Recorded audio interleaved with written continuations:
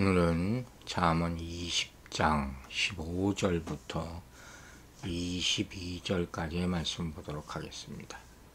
15절부터입니다. 세상에 금도 있고 진주도 많거니와 지혜로운 입술이 더욱 귀한 보배니라. 타인을 위하여 보종선자의 옷을 취하라. 외인들을 위하여 보종선자는 그의 몸을 볼모 잡을지니라. 숙이고 취한 음식물은 사람에게 맛이 좋은 듯하나 후에는 그의 입에 모래가 가득하게 되리라. 경영은 의논함으로 성취하나니 지략을 베풀고 전쟁할지니라. 두루다니며 한담하는 자는 남의 비밀을 누설하나니 입술을 벌린 자를 사귀지 말지니라. 자기의 아비나 어미를 저주하는 자는 그의 등불이 흑암 중에 꺼짐을 당하리라. 처음에 속히 작은 산업은 마침내 복이 되지 아니하느니라. 너는 악을 갚겠다 말하지 말고 여호와를 기다리라. 그가 너를 구원하시리라. 아멘. 자, 15절은 지혜의 가치를 강조하는 잠언이라고 볼 수 있죠. 세상에 금도 있고 진주도 많지만 지혜로운 입술이 가장 귀하다.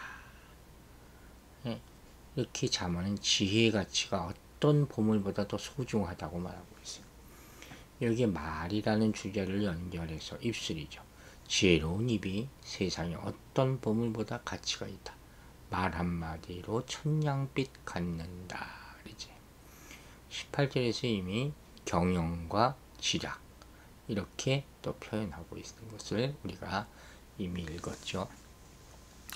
16절에서 19절까지 말씀은 뭐냐면 타인과의 관계 윤리를 말하고 있어요. 16절은 보증에 대한 얘기가 또 나오잖아요. 그러니까 그 당시에도 이 보증의 문제가 폐해가 많았다는 것이죠. 보증은 뭐라 그랬어요? 지혜 없는 자의 행동 방식이다. 보증의 위험은 타인, 즉 낯선 자라는 단어로 강조되고 있죠. 보증의 심각성은 뭡니까? 일순간에 모든 것을 잃게 된다. 그의 몸을 볼모로 잡을지니라. 끝장나는 거예요. 가정, 가족, 자신의 몸까지 다 잡혀서 망할 수 있다. 절대로 보증은 서지 말라 하는 걸 거듭 얘기하지 않습니까? 17절에서는 속이고 취한 음식이 맛이 좋은 듯해도 그렇죠. 결국 입에 가득한 모래처럼 삼킬 수 없게 된다. 그때는 속여서 먹는 것보다 맛있는 게 없었지. 그러나 나중에는 꼭 문제가 생기는 거예요. 부정하게 취한 이득이라는 것 결코 유익을 가져오지 못하는 거예요. 입에 가득한 모래를 여러분 상상해 보세요. 이거 어떡할 거예요? 삼키지도 뱉지도 못하는 그런 처지가 되고 만다 하는 것이죠. 그러니까 얼마나 이게 안타까운 모습입니까? 불쌍한 모습이라. 18절에 경영은 의논함으로 성취하나니 이렇게 얘기해요. 이게 무슨 냐면 지략을 베풀고 전쟁할지라. 앞부분은 원리, 후반부는 적용이 나와 있어요. 즉 사람의 계획은 타인의 의논함이 있어야만 성취된다. 계획과 의논이 조화를 이루어야 된다는 거예요. 그래야지 실현 가능성이 있다는 거예요. 계획만 세워도 안 되고 의논만 해도 안 되죠. 두 개가 다 맞장구를 쳐야 돼. 이런 원리의 좋은 예로 전쟁의 경우를 지금 들고 있어요. 무슨 얘기냐? 전쟁에서는 다양한 지략을 수렴하고 잘 준비해야지 이길 수 있지 않느냐. 그러니까 이 계획을 성취하기 위해서는 절대 독단적으로 행동하지 말고 주변 사람들의 조언과 지혜를 구하라 하는 그런 충고의 말씀이 나오죠. 19절은 두루다니며 헌담하는 자는 남의 비밀을 누설한다. 그러니까 말로 타인과의 관계를 허무는 자들에 대한 결과죠. 또 나오죠. 말이 많은 사람 사귀지 말라는 거예요. 전반부는 현상을, 후반부는 교훈을 얘기하고 있죠. 입술을 벌린 자를 사귀지 말지니라. 일단 말이 많은 사람은 경계하세요. 특별히 타인에 대해서 중상모략하는 사람. 절대적으로 이 사람 비밀 못 지킵니다. 항상 얘기하지만 자기만 알고 있어. 이거 아니에요. 그렇게 얘기하는 사람은 사방팔방 다 얘기하고 다니는 사람이에요. 그리고 결국 그 앞에 있는 사람의 욕까지 하고 다니는 사람이에요. 자기는 그런지 모르죠. 그게 문제인 거죠.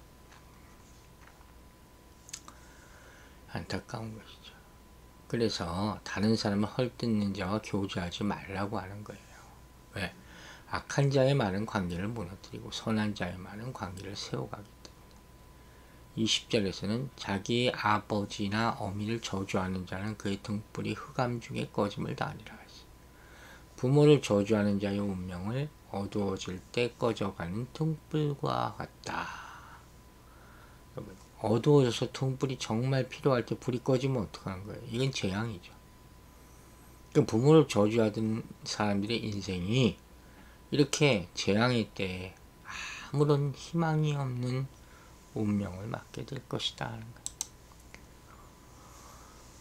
자, 이렇게 15절부터 20절의 말씀은 개별 잠언이 나와 있지만 또 일맥상통하는 내용도 있습니다. 요약해보면 이런 거예요. 지혜로운 의인은 구체적인 삶의 방식이 있어서 어리석은 악인과 구별되는데, 그중 예를 들면 언어. 이건 언어는 마음에 담겨있는 것을 표현하는 도구라고 있잖아요.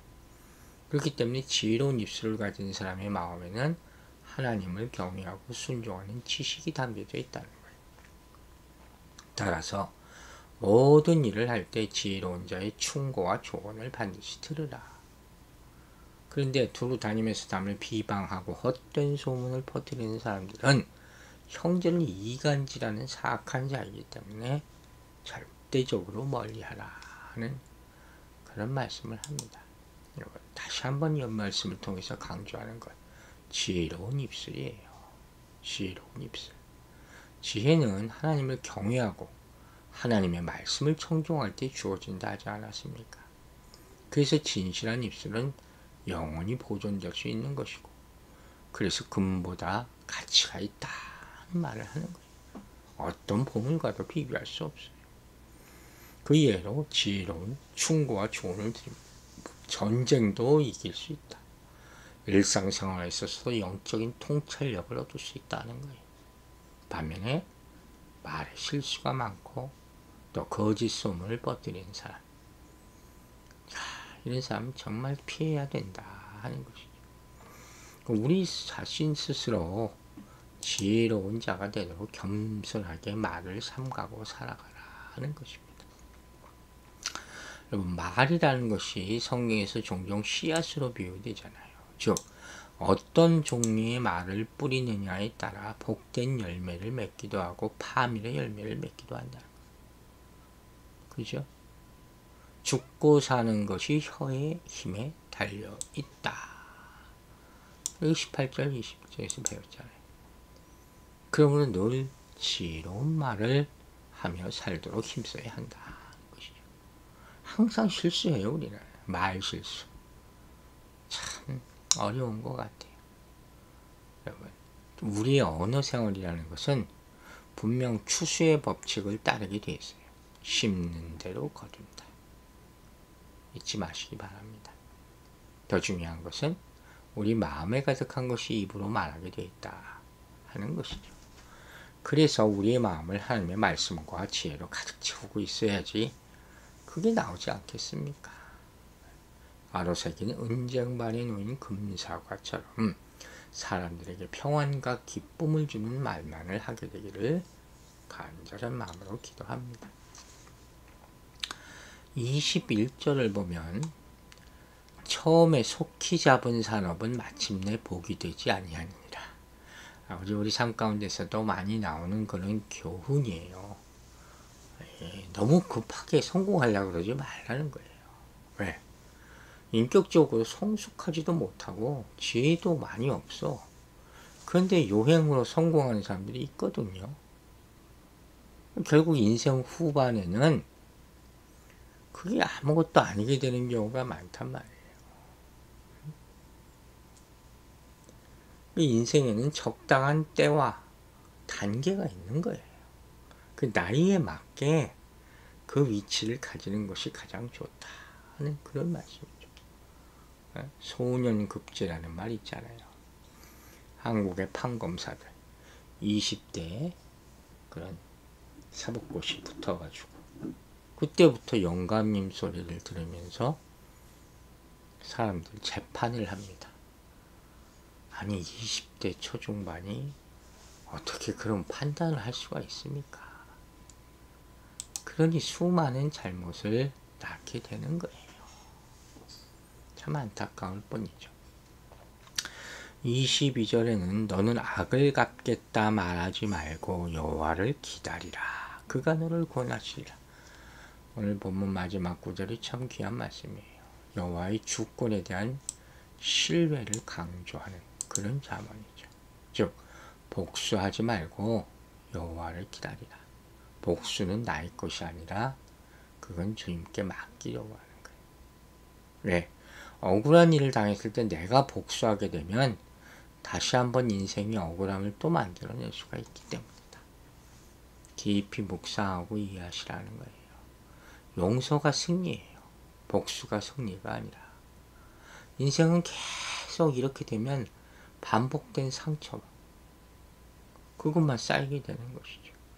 그래서 여호와의 절대 주권에 의지하라. 이것만이 지혜라 하는 거예요. 물론 본문 기록된 당시에는 눈에는 눈, 이에는 이, 동해보복법이 관리였죠. 이게요, 더 큰 보복을 방지하기 위해서 만든 법이에요. 딱 그거 1대1 이상으로 보복하지 말라는 거예요. 그게 눈에는 눈, 이에는 이예요. 근데 이것도 사실은 하지 말라는 거예요. 하나님이 합당한 징계를 내리실 것을 기대해야 된다. 어떻게 하겠습니까? 억울한 게 세상에 여러분 얼마나 많습니까? 정말 저도 그런 걸 말할 것 같으면 책 몇 권을 쓸 거예요. 기가 막힌 일이죠. 그래 제가 그런 거 얘기합니까? 살면서 부당한 대우를 받거나 악한 세력의 공격을 받을 때도 많이 있죠.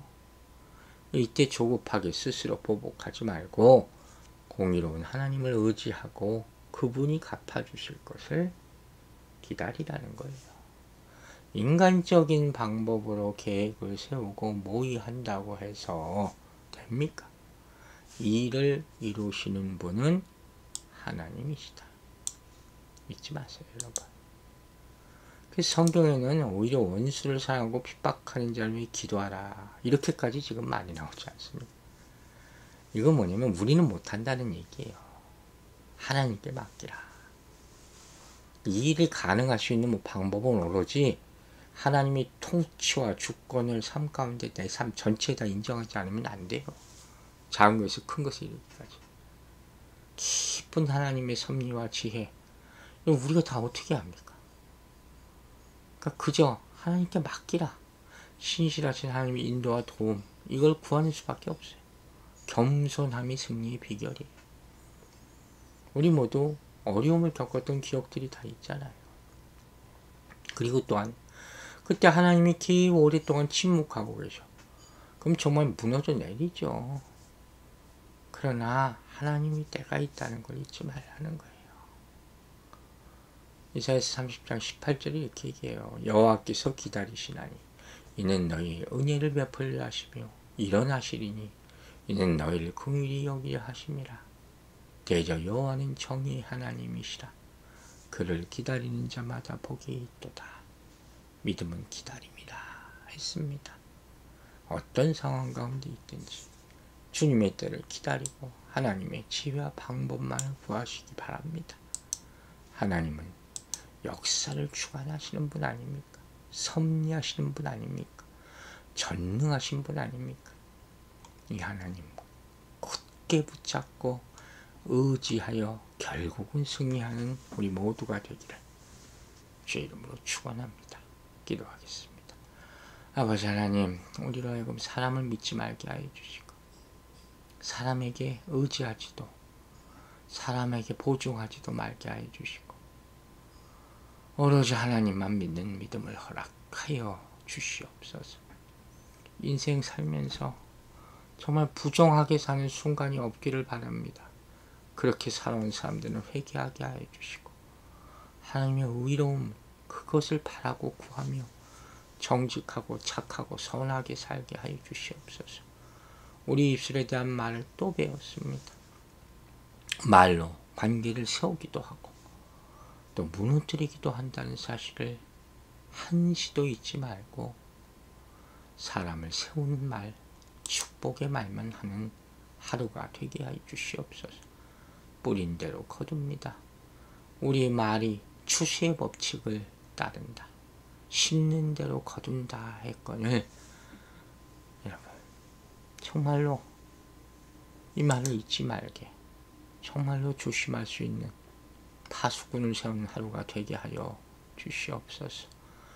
결국 하나님의 주권의 모든 것을 맡기는 방법밖에 없음을 깊이 인정하는 우리 심령 되게 하여 주시고 이 일을 이루시는 분은 하나님임을 인정하고 아무리 억울해도 아무리 가슴 아파도 핍박하는 자를 위해서 기도할 수 있는 믿음을 허락하여 주시옵소서. 오늘도 우리 성도들 주의 가운데 건강하게 지켜주시고 자녀들의 삶에 축복하여 주시고 우리 성도들의 사업 가운데 기도할 때 믿음으로 기도하는 자에게 축복하여 주시고 주님의 품으로 돌아오기를 기도하는 모든 부모에게 선한 마음을 주시고 간절함을 허락하여 주셔서 그 기도로 응답받고 하나님의 기적과 같은 일이 일어날 수 있도록 모든 가정 가운데 은혜 내려 주시옵소서. 감사드리며 예수 그리스도 이름으로 기도했습니다.